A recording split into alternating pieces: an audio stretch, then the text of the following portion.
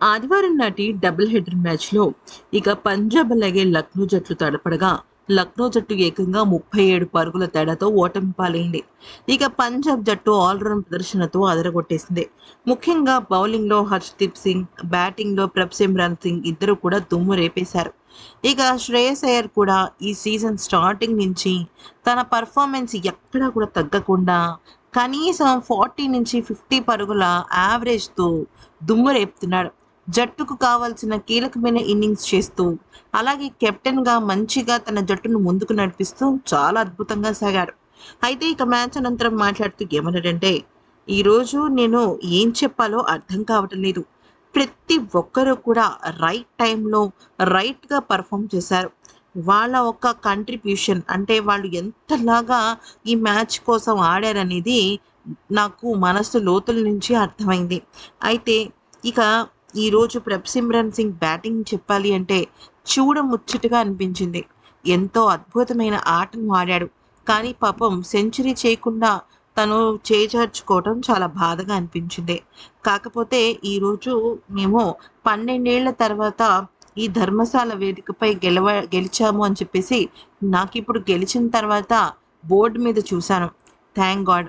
నాకు ఈ విషయం ముందు గనక తెలిసి ఉండుంటే నేను నా జట్టు బహుశా ఒత్తిడిలోకి వెళ్ళి ఉండేవాళ్ళం.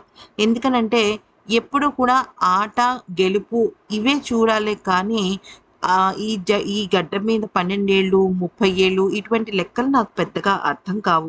నాకసలు అవసరం కూడా లేదు. ఇవి ఆటగాళ్ళలో ఒత్తిడి పెంచుతుందనేది నేను గట్టిగా నమ్ముతూ ఉంటాను. ఎంత గొప్పగా మేము ఆడాము, ఎంత గొప్పగా డిఫెండ్ చేశాము ఇదైతే నాకు నచ్చుతుంది.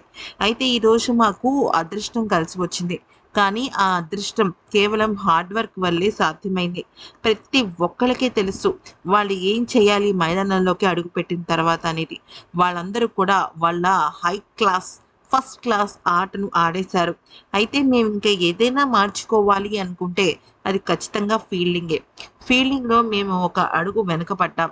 ఈ ఐపీఎల్ సీజన్స్‌లో ఈ ఫీల్డింగ్ అనేది చాలా ఎక్కువగా ప్రభావితం అవుతుంటుంది. దానివల్ల భారీ మూల్యాలు ఒక్కొక్కసారి చెల్లించుకోవాల్సి ఉంటుంది. అందుకనే అదొక్కటి కనుక మేము సరిదిద్దుకుంటే మాకన్నా గొప్పగా ఆడే జట్టు మరొకటి లేదని చెప్పొచ్చు. అయితే ఇక మేము ఎక్కువగా ఏ రికార్డ్స్ గురించి ఆలోచించము. నేను నా జట్టుకు కూడా అదే చెప్తాను. గెలిచామా? ఓడామా? గెలిస్తే ఎందుకు గెలిచాం? ఓడిపోతే కారణాలేంటి? ఇదే నేను చూసుకుంటాను తప్ప ఇక మిగతా రికార్డులు గానీ, లేకపోతే స్టాటిస్టిక్స్ గానీ నేనేం చూసుకోను. కాకపోతే పాయింట్ల పట్టిక చూసుకుంటూ ఉంటాను.